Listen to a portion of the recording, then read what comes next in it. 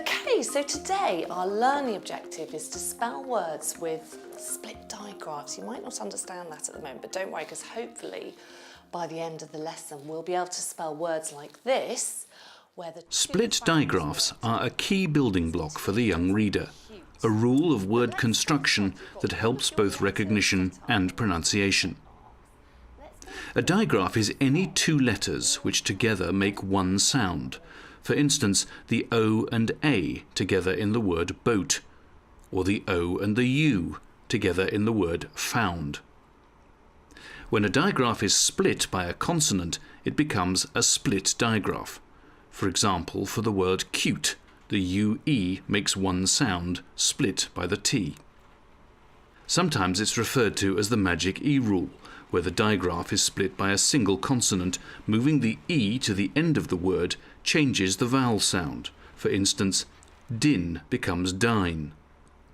Mad becomes made. Useful resources for this session include an alphabet arc with the vowels a different colour to the consonants, and some word cards displaying words with and without their magic E ending. What we're going to do this time is we're going to pull down the sounds of the vowels and make their short sounds. So I. Sarah begins by making sure her group understands the basic vowel sounds, the sounds that might be changed by the addition of a final E. What's this one? O. It was quite important that they started off just making consonant-vowel, consonant words, so that they understood they could segment and blend those sounds just for simple CVC words like cut or kit or mat. So that was the first really important piece of learning. All together, cut.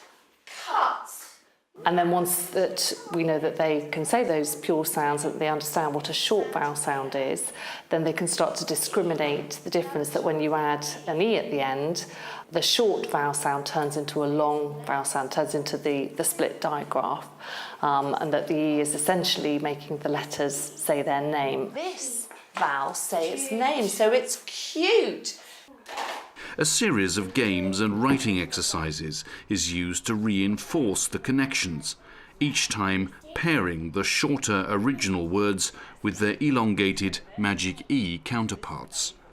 I think it's really important for children that you make links constantly between the learning, and that also that they're using that triangulation between reading and writing and spelling. So when you've taught something using the reading route, it's really important to also use the spelling route.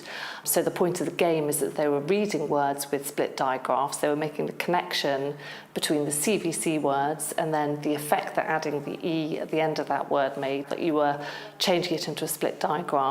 So they were looking at reading those words, but then through the dictation, we were adding to that cognitive load, and the children were having to write a sentence remembering those rules. So obviously that's a more tricky piece of learning because they're writing the words, but they're also incorporating them into a sentence. So they're also having to think about capital letters and full stops, handwriting. So a dictation is a good way to really look at whether or not a child's taken on board a learning point. And that's something that we use quite frequently. We'll use a little dictation in that overlearning approach.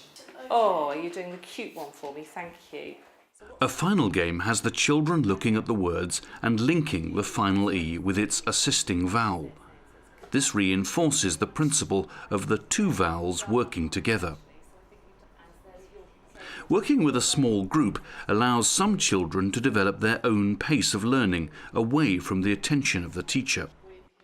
With a small group, obviously you're not having that one-to-one experience, so sometimes you're not able to listen to exactly what's going on with another two children. But as long as you make sure that you're focusing on the children sort of in turn, or it's at different points in the lesson, then actually it's quite good because you're letting two of the children work independently whilst you work perhaps on a one-to-one, and then you swap roles so that the child that you've been working with then works independently. And often it's a real opportunity for the children to be talking about the learning themselves. If they're playing a game, they're reinforcing the rules verbally with each other, which is actually really important. Good start to this piece of learning. Well done, guys. So to recap Sarah's method of teaching split digraphs. Start by making sure pupils understand the basic vowel sounds. Pick simple examples to demonstrate how an extra E changes the central vowel sound. Create different multi-sensory games to link shorter words with their extended counterparts. Get pupils to show the link between the first vowel and its sound-altering E.